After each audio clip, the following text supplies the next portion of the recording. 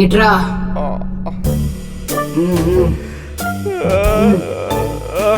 SIT. అమ్మా ఏంటమ్మా నేను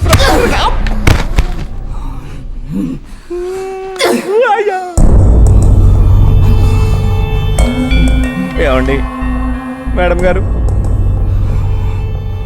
నేను ప్రభాకర్ కాదండి. ఆయన ఎక్కడికో వెళ్ళినట్టున్నారు. ప్లీజ్ వదిలేయండి, బాగా పెయిన్గా ఉందండి. Shut up! Mungo!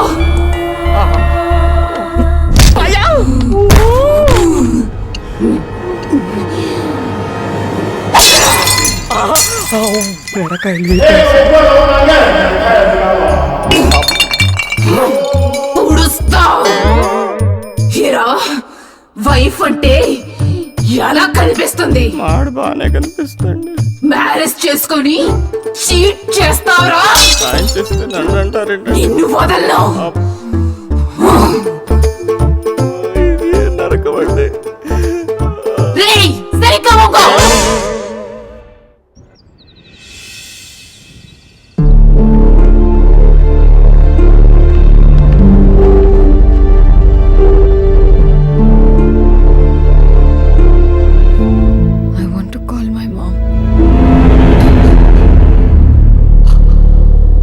ల్యాండ్లైన్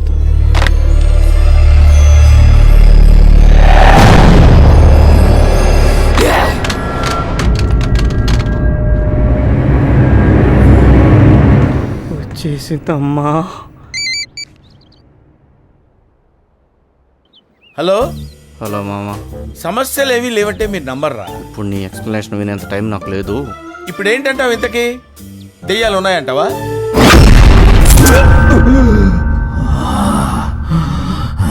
ఇక్కడ ఇంట్లో ఒంట్లో అన్ని దెయ్యాలేరా.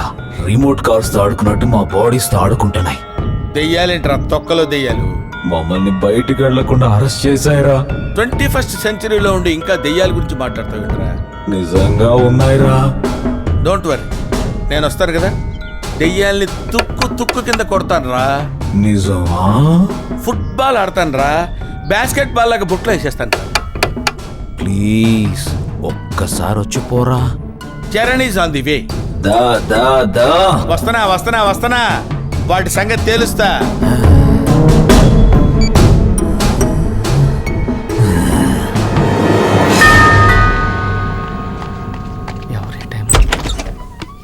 హాయ్ చరణ్ మామ, ఏం చరణ్ వచ్చావు? వర్షం వస్తే బురద వస్తుంది, కష్టం వస్తే చరణ్ వాలిపోతాడు. నేను పిలవకుండా వాలిపోయావేంటి?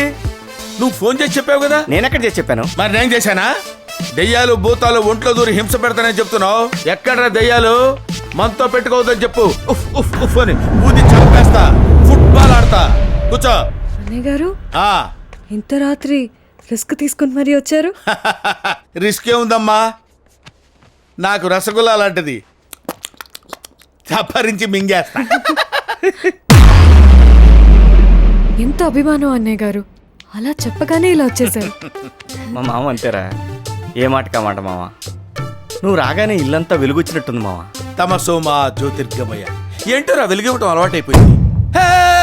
అదేంటి మామ, దెయ్యాలంటే భయం లేదన్నావు? దెయ్యం అంటే భయం లేదన్నాను కానీ చీకటంటే భయం లేదన్నారా? నువ్వు ఎప్పుడేమంటావు అర్థం కాదు మామ. ఉండి అన్నయ్య గారు, క్యాండిల్స్ తెస్తా. లైట్ వచ్చింది. అంటే దెయ్యాలు ఏమన్నాను కానీ భయం లేదని చెప్పానా? చుక్కలు చుక్కలు పడుతున్నాయి. కరెంట్ వస్తుందా? ఇలాగే కంటిన్యూ అవుద్దా? ఉండండి, కాఫీ తీసుకొస్తాను. అలాగే. ఏంటో అరే నాకేదో భయంగా ఉంది. మాకు రోజు ఎలా ఉంటుంది ఇప్పుడు అర్థమైంది. నువ్వు ధైర్యంగా ఉండు, నువ్వు భయపడి మమ్మల్ని భయపెట్టుకో.